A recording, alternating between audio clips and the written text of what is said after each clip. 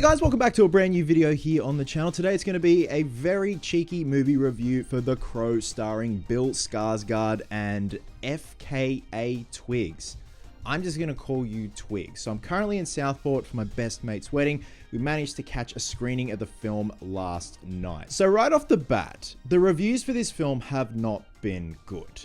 You know, it debuted with a very poor rating on Rotten Tomatoes, which usually is something is not really, you should gauge off. You know, it's one of those things where get your own eyes on it and form your own opinion. Now, when it comes to the original Crow from 1994, starring Brandon Lee, directed by Alex Proyas, I love that film. I think that film is absolute perfection. And when they made that film back in 94, regardless of what tragically happened to Brandon Lee, the stars just aligned perfectly. And then when it came time to The Crow City of Angels, what they originally intended to do could have been so damn good, but as a lot of us know, that film was ultimately butchered by the Weinstein brothers, trying to make it exactly like the first 1994 film.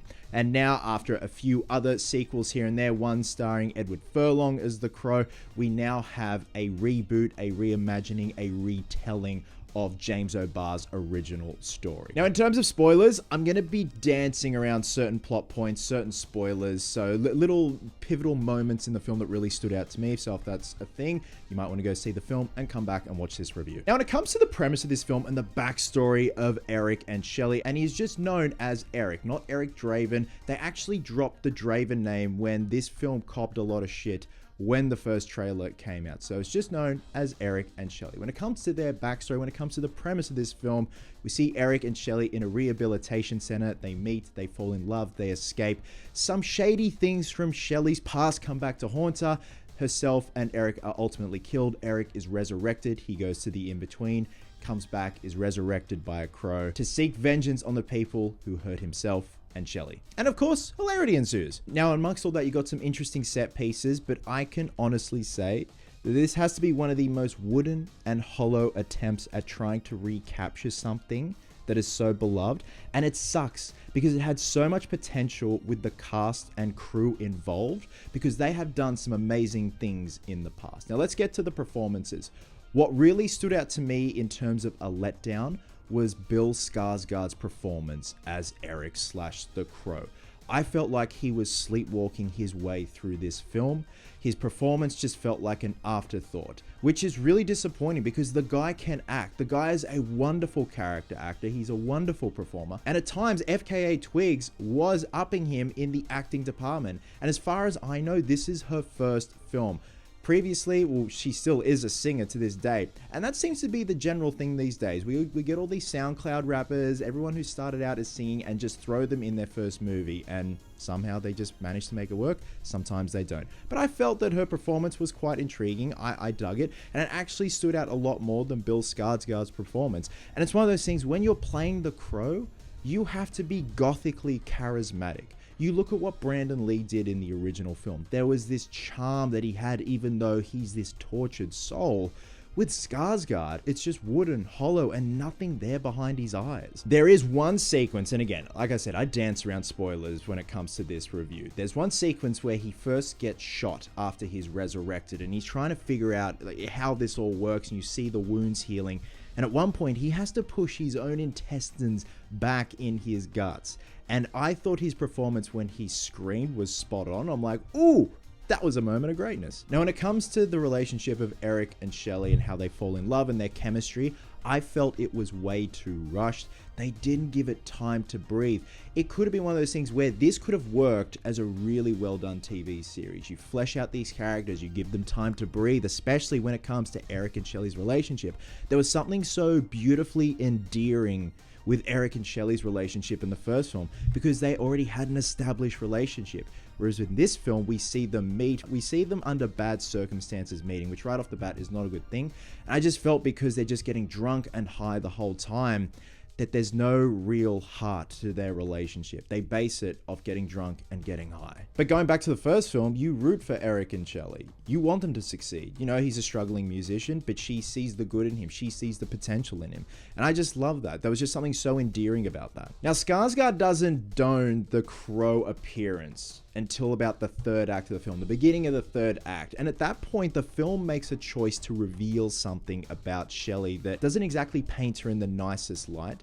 And at that point, Eric could have just thrown in the towel and said, well, this isn't worth it. I just felt it was a bit of a slap in the face where this is kind of an all for nothing thing in his revenge quest. Now, when it comes to the action set pieces were actually pretty intriguing. They were fun. We saw a lot of them in the trailers, like that opera scene where he's coming up the stairs and he's taking out all the goons, all the disposable goons that just have no substance, have no style. But there's also a sequence in a car where he gets run over. I thought that was quite well done, but even little pieces sprinkled throughout. When he first gets resurrected and he's getting shot and he's figuring out how this all works and that he is indeed immortal. I think a big distraction, and I equate this to Halloween 4, it's the makeup design and the choice to cover him in tattoos. And I do not have a problem with tattoos, but it just seems to be the running theme these days that when we have a damaged and broken individual, whether it be an antagonist, a protagonist, we just cover them in tattoos because that's cool, that's hip. I think if they just had a steered clear of that and just paid respect to what came before it, especially with the source material, longer hair, I think it could have been great. And when I say I equate it to Halloween 4, it's because of the mask in Halloween 4 is so distracting. If they had to use the original mask from the first two films or something similar, I think that could have elevated the film a little bit more. Even though the film is pretty good on a whole, there is a bit of a distraction with that mask. And I feel that's the same with the makeup design, with Eric, with the haircut. I just feel like you could have had that beautiful long hair with the shell casing threaded into his hair. I love the inclusion of the katana. I think that was nice. I think that's a nice throwback to the comic, and he uses it really well. There are little throwbacks to the original Crow, which I really dug, like the intense close-up of the actual Crow, his guardian that's following him, watching him. I love that. They really go in close on the eye like they did in the first film. So little things here and there that I'm like, okay, that was nice. That's a nice little throwback there. The in-between, the design of the in-between, where it's between, you know, life and death, and Eric's stuck in this kind of purgatory when he's trying to figure things out, and he has his guide there. I thought that was quite intriguing. It's this old abandoned railway track, and there's crows hovering everywhere, and it just looks like doom and gloom hell, even though it's the in-between. I thought that was quite interesting. But when it comes to the villains as well, the stakes are not high. They're generic. Like I said, with that opera scene, they're just all disposable meat bags. Whereas the villains in the first film had substance, style. They had their own individual personalities.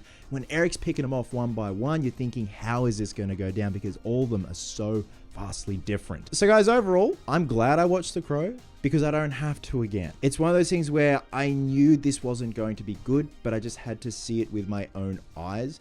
I feel like most of the cast were sleepwalking their way through this, especially Skarsgård. When you are playing Eric Draven, or in this case, they just call him Eric, / The Crow, you have big shoes to fill. You have to be charismatic. You have to be gothically charming. And unfortunately, it's just a hollow and wooden performance. And it could have been a decent and solid attempt at reimagining of what James O'Barr created, what Alex Proyas and Brandon Lee did in '94, but this just comes off as having a movie made for tax purposes or a write-off, or it's just an obligation at this point. Like I said, Skarsgård sleepwalks his way through this film, and he seemingly takes a back seat in a film where he should be gothically shining and front and center. The villains / villains are two-dimensional and really offer nothing new. Look, there are some interesting elements in the design choices that I thought were intriguing, but I feel that in 1994, like I said, regardless of what tragically happened to Brandon Lee, I feel like the stars just all aligned, and what the cast and crew delivered was something that was never going to be topped. And I'm one of those people, when a remake gets announced, I'm very open-minded. I will always give it a chance. But just what we had seen leading up to the release of this film just wasn't looking good at all. And unfortunately, this film is not good. And it sucks. Like, you'd hope that everyone had their hearts in it. But it just didn't feel like that up on screen. It felt like just slapdash, a tax write-off, an obligation.